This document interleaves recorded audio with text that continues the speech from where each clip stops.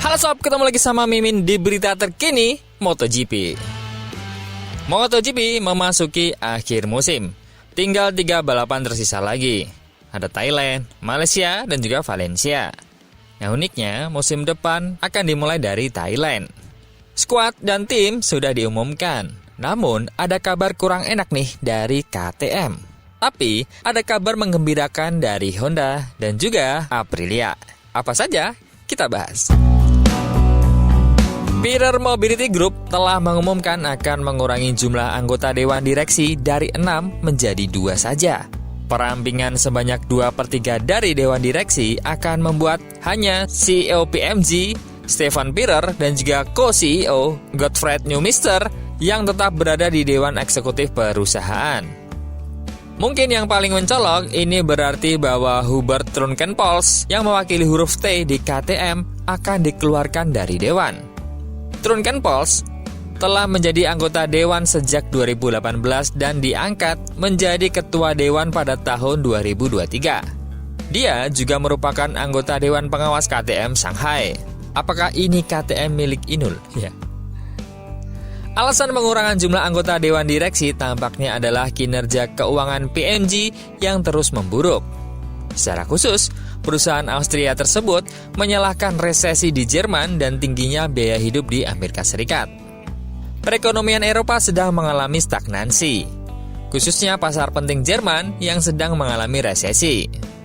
Di Amerika Serikat, daya beli konsumen masih rendah karena tingginya biaya hidup dan mahalnya kredit konsumen dalam jangka panjang.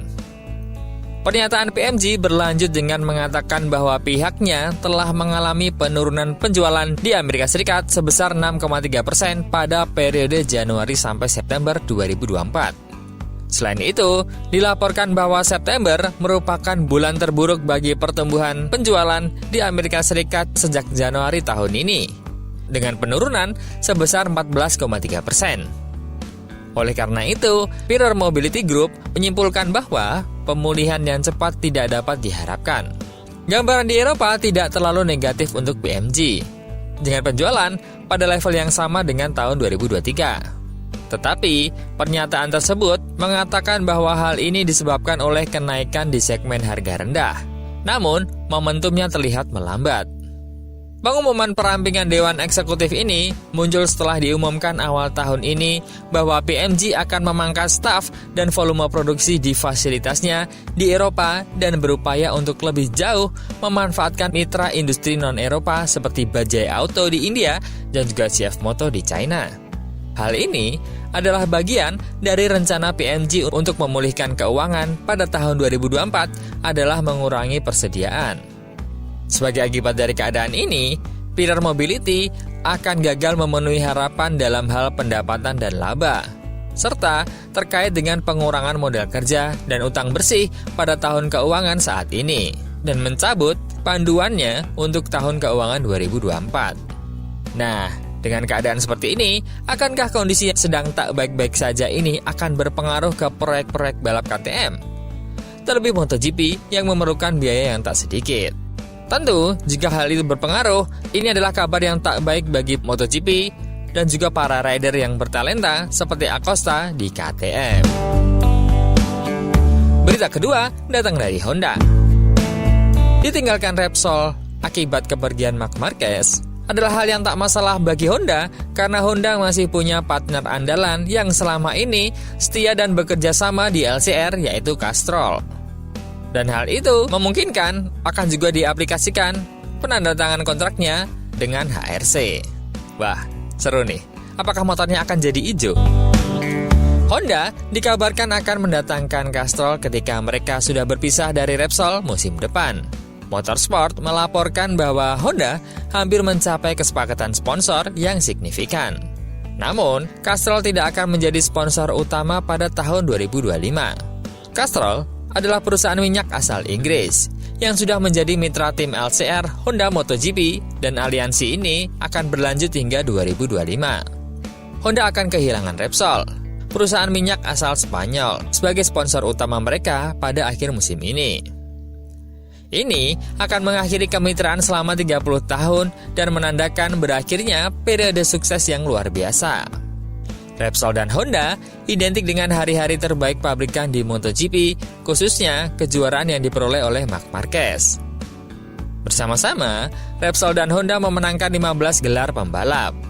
Tetapi, ketika Marc Marquez keluar dari Honda setahun lalu, komitmen Repsol untuk mensponsori pabrikan itu pun menurun. Hal itu ditandai dengan berpindahnya logo Repsol di fairing menjadi di sisi bawah. Perpecahan mereka telah lama dikonfirmasi, tetapi pengenalan Castrol pada tahun 2025 akan menjadi langkah besar dan arah baru bagi tim pabrikan Honda. Pembalap mereka musim depan akan kembali diisi oleh Joan Mir dan juga Luca Marini.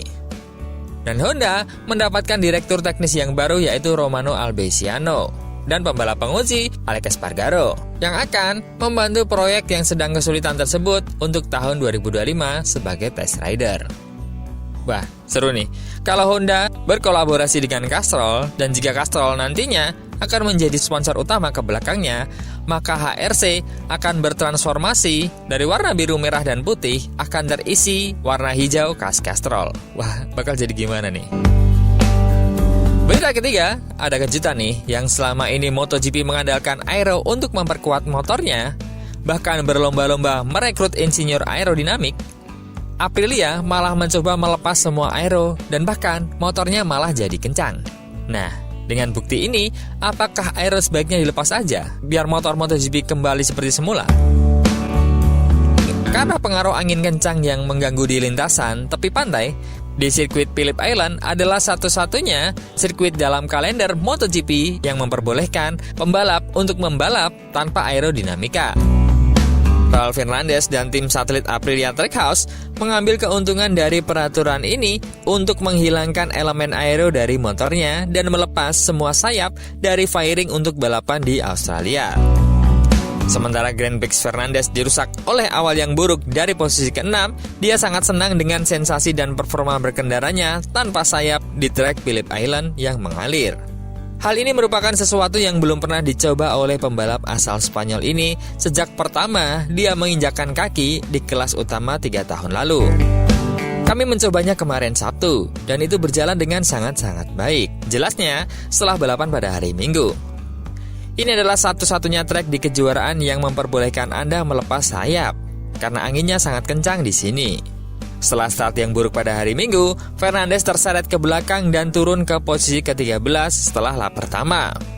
Dia secara bertahap naik ke urutan 9, di mana akhirnya dikalahkan oleh Fabio Quartararo dan berakhir di posisi ke-10.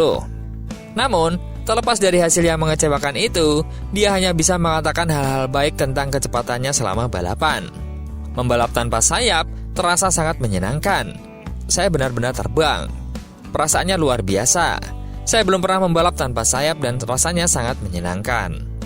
Aprilia mempercayai saya, dan saya menawarkan diri sebagai kelinci percobaan untuk membuat motor yang bagus. Saya bersenang-senang. Sudah lama sekali saya tidak merasakan motor seperti ini. Saya pikir saya memiliki kecepatan untuk finish keempat. Saya berhasil mengejar grup di depan saya di akhir. Jadi, saya senang dengan kecepatan kami dan saya pikir kami melakukan pekerjaan dengan baik. Kami menjaga jarak dengan rombongan Fabio Di Gia. Kami memiliki kecepatan yang sama dan pada akhirnya bahkan kami lebih cepat. Kami membicarakan ide ini dengan tim pada hari Sabtu dan memutuskan untuk melakukannya. Kenyataannya, ini sangat bagus bagi kami untuk mengumpulkan data tahun depan. Eksperimen ini sedikit gila, tapi kami mendapatkan beberapa kesimpulan yang bagus. Hal yang paling menjengkelkan adalah kehilangan begitu banyak posisi di awal. Kami sering melakukan wheelie, dan saat itu terjadi, Anda tidak bisa menambah gas untuk mengatur roda depan agar tetap di aspal. Fernandez juga mengalami awal yang buruk dalam balapan sprint, turun ke posisi ke-11 pada akhir lap pertama. Dia berhasil bangkit dan finish di urutan ke-7 yang kemudian berubah menjadi urutan ke-6 saat Fabio Di Gia terkena penalti karena pelanggaran tekanan ban. Nah, diam-diam nih, Raul akhir-akhir ini memiliki hasil yang bagus terus. Apakah ini hanya di Tour Asia saja atau akan juga berhasil pada tahun depan? Karena kalau Bezzecchi tak sebagus Raul, bisa bahaya ini posisinya. Menurut teman-teman gimana? Antara Bezzecchi sama Raul Fernandez, lebih bagus mana di antara mereka berdua? Coba komen.